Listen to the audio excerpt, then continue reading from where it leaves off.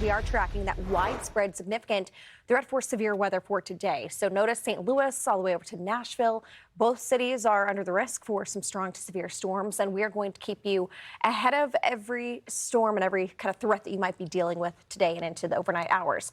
So let's talk about what's going to be taking place over the next few hours. Unfortunately, we do still have storms that are underway so far this morning, but it's really going to be later this afternoon and evening when we'll watch as we'll have robust thunderstorm development that will unfortunately bring us the potential for some very large hail, upwards of 2 inches in diameter or greater. We could also be dealing with strong, damaging straight line wind, and then also even a few tornadoes, some of which could be strong. We're talking EF2 or stronger tornadoes. So today is definitely not a day that you can let your guard down, and neither is tomorrow. Notice that exact same threat, that level 3 out of 5, is also in place for our Monday.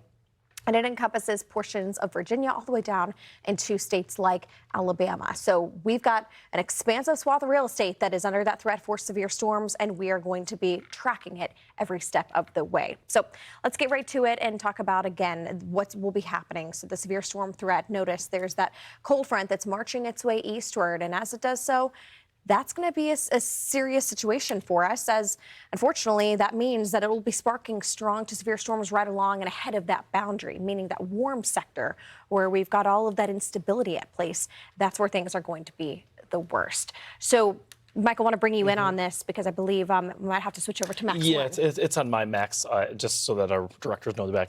But here's the thing is that the severe weather that we're looking at today is going to be more of an afternoon / evening and overnight sort of event. Right.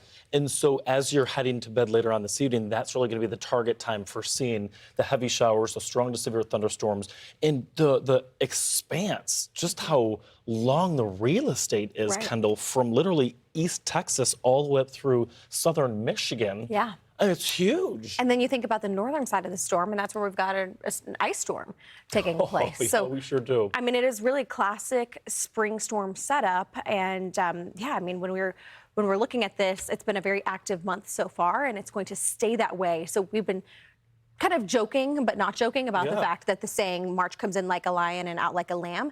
That's not the case. It came it's still in roaring. Yeah, still roaring. Roared through the mid half of the month, and now to the end of the month as well. But yeah, we have that tornadic threat, as you can see here. There's also that wind damage threat, not to mention the large hail threat out of this as well. So to make a real long story short, for your Sunday, you're going to really need to make sure that you're paying very close attention, especially during the afternoon and evening hours from Nashville up to Indianapolis, because again, all of those ingredients are there for us to see the heavy showers and strong to severe storms. We look for not just a rising motion, which helps to build the clouds, right? We also look for wind shear, which is a change of wind direction with height. That's important, especially down here where you're seeing the surface winds in orange coming in from the south. Meanwhile, from the west, it is those 10,000-foot winds. That twisting and turning in the atmosphere, storms love to tap into that sort of energy, bring that down to the ground, and that's where we could see that tornadic problem. You look at the amount of instability or the amount of gas and fuel for the fire, the moisture, and these dew point temperatures. Whenever you see dew point temperatures in the mid and upper 50s, low 60s, it means that that octane with that fuel, if you will, is high. So long story short, later on this afternoon into this evening, we'll see those showers and thunderstorms.